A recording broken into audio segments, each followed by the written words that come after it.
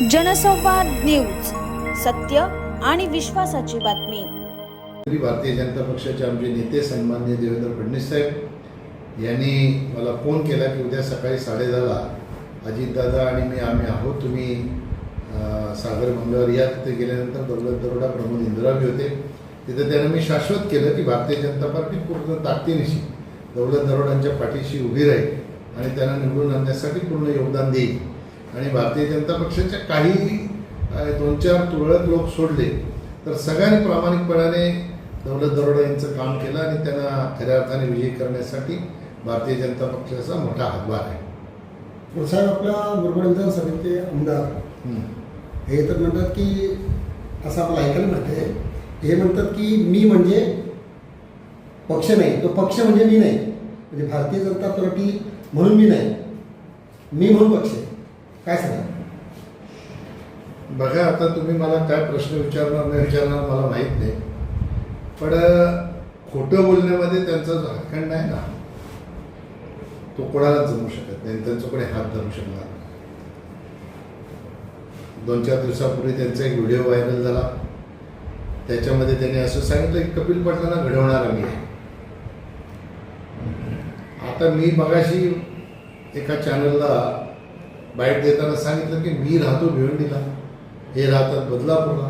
तर बदलापूरचा माणूस भिवंडीच्या माणसाला कसा घडवू शकतो? पण जाऊ दे, भिवंडी लांब आहे. तुमच्या आजूबाजूच्या परिसरात कोणाला घडवलं असेल तर एखादा माणूस दाखवा, याला घडवला. मी आपल्या माध्यमातून त्यांना सांगू इच्छितो की सगळ्या मीडियाला एकत्र बोलवायचं आणि सगळ्या मीडियाच्या समोर त्यांनी मला कसं घडवलं ते त्यांनी मला पण सांगावं. माझं पण अज्ञान आहे ना, मलाही माहीत असायला पाहिजे. मी चॅनलला मुलाखत देताना असं सांगितलं, TV चॅनलवर आपण महाराष्ट्राची हास्य जत्रा बघतो, चला हवा येऊ द्या हा कार्यक्रम बघतो. त्या कार्यक्रमांमध्ये जेवढा मोठा विनोद झाला नाही तेवढा त्याच्यापेक्षा जास्त मोठा विनोद हा किसन कथोरेंनी केला. मला कळत नाही ते कसं मला घडवू शकतात. तुम्ही साक्षीदार आहात. 2014ला हेच किसन कथोरे राष्ट्रवादी पक्षाचे आमदार होते. माझ्यासमोर काँग्रेसचा उमेदवार होता. जंग यांनी पछाडलं. 1 लाख फोन माझ्या विरोधात केले होते असं तेच सांगत होते. आणि तरीही महायुतीच्या सामान्य कार्यकर्त्यांनी केलेल्या कामाच्यामुळे मुरबाड विधानसभेमध्ये 41,000चा लीड मी घेतला होता. यांची जर ताकद असती तर त्यावेळेला काँग्रेसच्या उमेदवाराला यांनी लीड दिला असता. तुम्ही जे सांगता ना, मी म्हणजे पक्ष नाही, पक्ष म्हणून मी नाही, माझ्यामुळे पक्ष आहे. आताही परत मी सांगतो, मी नेहमी सांगतो, माझ्या समोरून भारतीय जनता पार्टी काढली तर माझी किंमत 0 आहे. एवढी जर ताकद होती तर 2014ला भारतीय जनता पक्षात प्रवेश कशाला केला? तुमच्यामुळे जर पक्ष आहे तर भारतीय जनता पार्टीत प्रवेश करण्याची आवश्यकता काय होती? तुम्ही राष्ट्रवादीतूनच निवडून येऊ शकत होते. तुमची ताकद असती तर तुम्ही लढायचं होतं राष्ट्रवादीतून. तुम्हाला माहीत होतं की लोकसभेला कपिल पाटलांना 41,000चा लीड या मुरबाड विधानसभेत मिळालेला आहे. त्याच्यामुळे राष्ट्रवादीतून विधानसभा लढून मी जिंकून येऊ शकत नाही. आणि म्हणून भाजपामध्ये प्रवेश करण्यासाठी ठाण्याच्या रेस्ट हाऊसला 3-3 तास माझी वाट बघत बसायची. तो माणूस सांगतो मला घडवलं, हे तर आश्चर्यच आहे. आणि मी तुम्हाला सांगतो, देशाचे प्रधानमंत्री नरेंद्र मोदी हे सुद्धा भाषण करताना किंवा कार्यकर्त्यांना खाजगीत सुद्धा मार्गदर्शन करताना सांगतात की आधी देश, मग पक्ष आणि मग स्वतः. हे ब्रीदवाक्य भारतीय जनता पक्षाचं आहे. आता हे उलटच आहे. हे स्वतः, मग देश असेल कदाचित, आणि त्यानंतर उरला सुद्धा तर पक्ष असेल. एवढी ताकद आहे तर आता जाऊ नका कुठे ना, इकडे तिकडे फिरता कशाला? मंत्री करा सांगा. आमच्या शुभेच्छा आहेत त्यांना, पण पक्षापेक्षा कोणीही व्यक्ती ही मोठी होऊ शकत नाही. असं जर त्यांनी कुठं वक्तव्य केलं असेल तर ते वक्तव्य साफ चुकीचं आहे. पक्षाच्यामुळेच ते आहे, नाही तर बदलापूरमध्ये एवढी मतं मिळूच शकत नाही. व्यक्तिगत पातळीवर कोणाला चोरी मतं मिळू शकत नाही. म्हणून पक्ष हाच सर्वश्रेष्ठ आहे हे मानणाऱ्यांपैकी आम्ही लोक आहोत. आता तुम्ही प्रश्न विचाराल तेव्हा विचारा, पण 2 व्हिडिओ त्यांनी काढले. एकामध्ये सांगितलं कपिल पाटलांना मी घडवलंय, त्यांना लोकसभा कळलीच नाही, त्यांच्या गावात त्यांना मतं नाही, भिवंडी ग्रामीणमध्ये त्यांना मतं नाही, भिवंडी शहरात तर सगळी वाढ झाली, शहापूरला 3 नंबरला गेले. असं काय काय काय काय बेताल वक्तव्य केलेली आहे. अरे या ना माझ्या गावात बघा, माझ्या गावात 1200-1250 मतं मला आहेत आणि 2014लाही 436 मतं गेली होती, 2019लाही माझ्या गावात 500 मतं गेली होती आणि 2024ला 600 मतं गेली. एवढा तर विरोध आहे, कोणाला विरोध नसतो, पण माझ्या गावात मतच नाही. असं कसं बोलू शकतात धाडसाने, मला काही कळत नाही. भिवंडी ग्रामीणचा विषय जर सांगाल तर भिवंडी ग्रामीणला मी लीडवर आहे आणि भिवंडी शहरात 14लाही मी मागे होतो, 19लाही मागे होतो आणि 24लाही मागे. भिवंडी शहरात मुस्लिम मतदार जास्त असल्यामुळे त्यांचं मतदानाचं पर्सेंटेज फार मोठ्या प्रमाणात होते आणि म्हणून त्या ठिकाणी भारतीय जनता पक्षाचा उमेदवार मी नाही, माझ्या आधी लढलेले सुद्धा हे मागेच राहिलेले आहे. आता ह्यांना लोकसभा माहीत जर असती तर या असं बेताल वक्तव्य केलंच नसतं. आणि मग आता विधानसभेला भिवंडी पूर्वेत संतोष शेट्टी हरले, 60,000 मताने हरले. तिथं तर काय मी नव्हतो ना, माझ्याबद्दलची नाराजी नव्हती ना, यांच्याशी माझ्याबद्दलची नाराजी नव्हती ना, यांच्याशी शक्य आहे, जाऊन निवडून आणायचं होतं त्यांना. तुमची ताकद आहे भिवंडीत तर. हे काही अभ्यास करायचा नाही, काही बेताल बोलायचं. आणि शहापूरचा विषय जे सांगतात ते शहापूर आणि मुरबाडमध्ये तुम्हीच दारोदार फिरत होते, जातीसाठी माती खा, जातीसाठी माती खा सांगायला.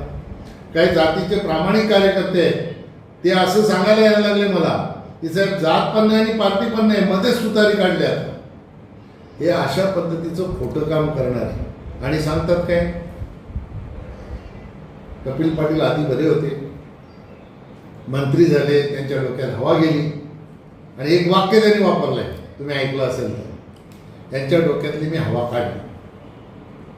आता जो माणूस डोक्यातनं हवा काढतो तर तो माझं काम करणारा माणूस असू शकतो का?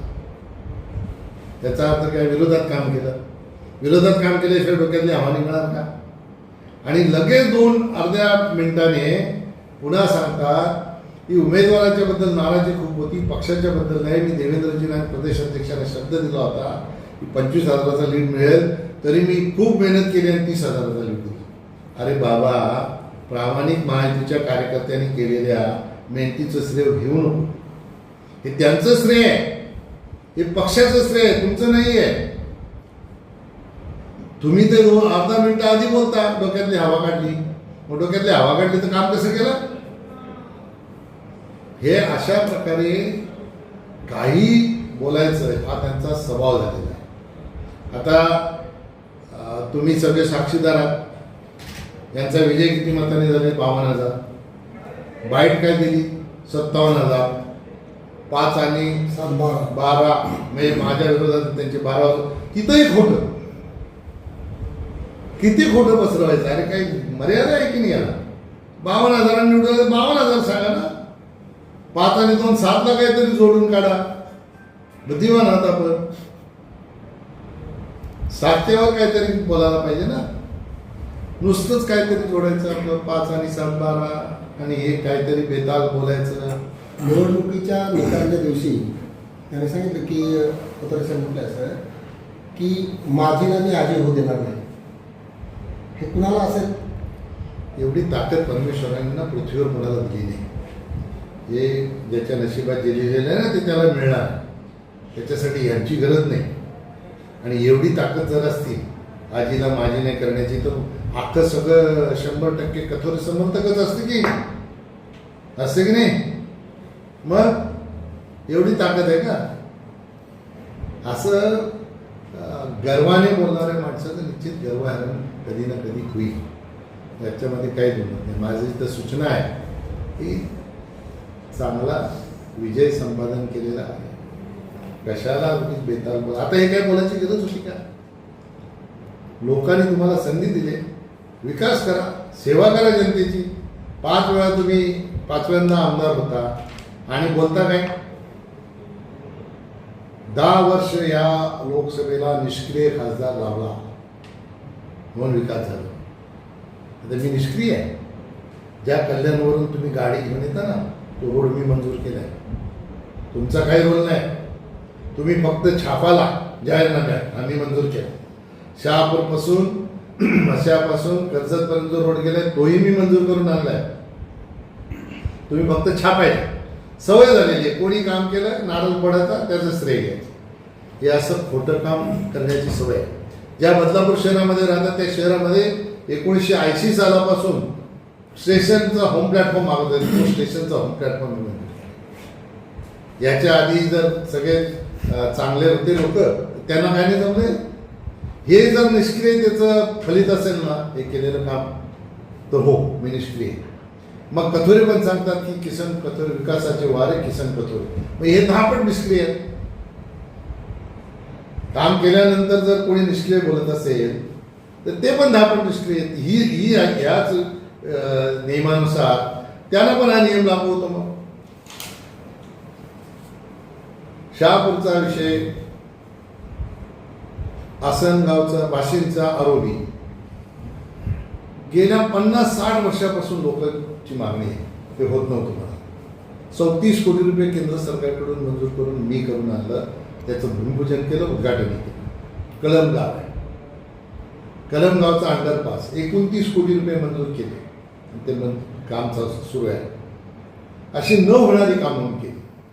भिवंडी कल्याणपर्यंतची मेट्रो 7,500 कोटीची मेट्रो मंजूर केली. त्याचं काम सुरू आहे. हे 10 वर्षापासून बदलापूरला मेट्रो येणार, बदलापूरला मेट्रो येणार. 10 वर्षापासून सांगतात की नाही सांगत. काचेचा ब्रिज मी कधी वक्तव्य केले का मी काचेचा ब्रिज करणार असं केलं कधी? त्यांनी सांगितलं की काचेचा ब्रिज माझ्यामुळे रखडलं. अरे माझा काय संबंध? तुमचंच आहे ना काचेचं ब्रिज, करा ना. तुम्हाला अडवलंय कोणी? मी अडवलंय का? मी विरोध केल्याचं कधी आहे का? आपली या ठिकाणी सभा होती. त्या सभेमध्ये मला विचारलं गेलं काचेचं ब्रिजचं काय. मी माहिती दिली. केंद्र सरकारच्या ट्रान्सपोर्ट मिनिस्ट्रीचे मंत्री गडकरी साहेबांनी सांगितलं की नॅशनल हायवेच्या आउटसाईड युटिलिटीमध्ये हे बसत नाही, त्याच्यामुळे हे करता येणार नाही. त्यांनी सांगितलं तुम्हाला करायचं तर हे बीओटीवर करा. मी तेव्हा सांगितलं की माझा प्रयत्न सुरू आहे, पण ह्याला मंजुरी मिळालेली नाही. हे सांगतात मंजूर झाला, कधी काय करतील त्याचा काय पत्ता नाही. असं खोटं लोकांमध्ये पसरवून भ्रम निर्माण करायचा. आता स्वतः एखादं काम जाहीर केलं ते होत नसेल तर त्याचं खापर माझ्यावर का फोडायचं? संकल्पना तुमची आहे, झालं तर क्रेडिट पण तुम्हीच घ्या, पण नाही झालं तर त्याचं खापर दुसऱ्यावर फोडायचं काय? तुम्हालाच त्याचं खापर घेतलं पाहिजे. झालं तर क्रेडिट पण तुम्हीच घ्या, पण नाही झालं तर त्याचं खापर दुसऱ्यावर फोडायचं काय? तुम्हालाच त्याचं खापर घेतलं पाहिजे. रेल्वे आपली रेल्वेच्या बद्दल वक्तव्य केलं. मला क्यू करावीशी वाटतं. 20 वर्ष आमदार असलेल्या माणसाला एवढंही माहीत नसेल. रेल्वेची त्यांनी सांगितलं की जी लाईन आलेली आहे ती मी चुकीची केलेली आहे. आता कुठला लोकप्रतिनिधी अलाइनमेंट करतो का? लोकप्रतिनिधीचं काम काय? काम मंजूर करून आणणं. माझं काम होतं, मी रेल्वे मंजूर केली, रेल्वेचा सर्वे केला. रेल्वे प्रशासन हे अंडरपास, रेल्वे प्रशासन हे अलाइनमेंट बनवण्यासाठी एजन्सी नेमत असते आणि त्याच्यानंतर DPR बनवत असते. ते रेल्वे प्रशासनाने एजन्सी नेमली. त्या एजन्सीला जो रूट व्हायबल वाटला त्या रूटने त्याने आणला. कुठलाही लोकप्रतिनिधी याच्यामध्ये काही हस्तक्षेप करत नाही किंवा विश्वासात ते घेत नाही. काही एजन्सी असतात, त्या ट्रेन असतात. आता हे जर आमदाराला 20 वर्ष झाल्यावर माहीत नसेल की कोण DPR बनवतो, कोण अलाइनमेंट ठरवतो, त्याने तेही माझ्यावर ढकल. आता ते बदलून आणणार आहे. आता काय रेल्वे मंत्री बनवलं की काय यानं मला माहीत नाही. माझ्या शुभेच्छा आहेत त्याला, बदलून आणा. करा, पण मी तुम्हाला शाश्वत करतो, मी काही मुरबाडची रेल्वे वाऱ्यावर सोडणार नाही. माझं पूर्ण लक्ष मुरबाडच्या रेल्वेकडे आहे. मुरबाडची रेल्वे करण्याच्यासाठी मी 100% माझं योगदान देणार.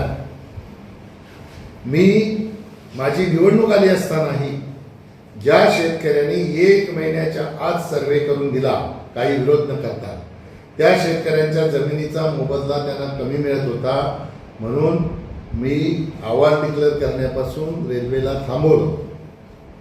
आपल्याकडच्या जमिनीचे व्यवहार न झाल्यामुळे मार्केट रेटप्रमाणे रेट काढता येत नाही. व रेडी रेकनरच्या प्रमाणे जर रेट काढला तो अतिशय कमी येत होता, शेतकऱ्यांचं नुकसान होत होतं. आणि म्हणून शेतकऱ्यांचं नुकसान होऊ नये म्हणून दिल्लीला रेल्वे मंत्र्यांकडे बैठक लावली. त्यांच्या रेटच्या संदर्भात चर्चा झाली. 1500 कोटी रुपये लँड ॲक्विजिशनसाठी लागतात. त्याच्यापैकी कल्याण तालुक्यातच जास्त पैसे लागतात.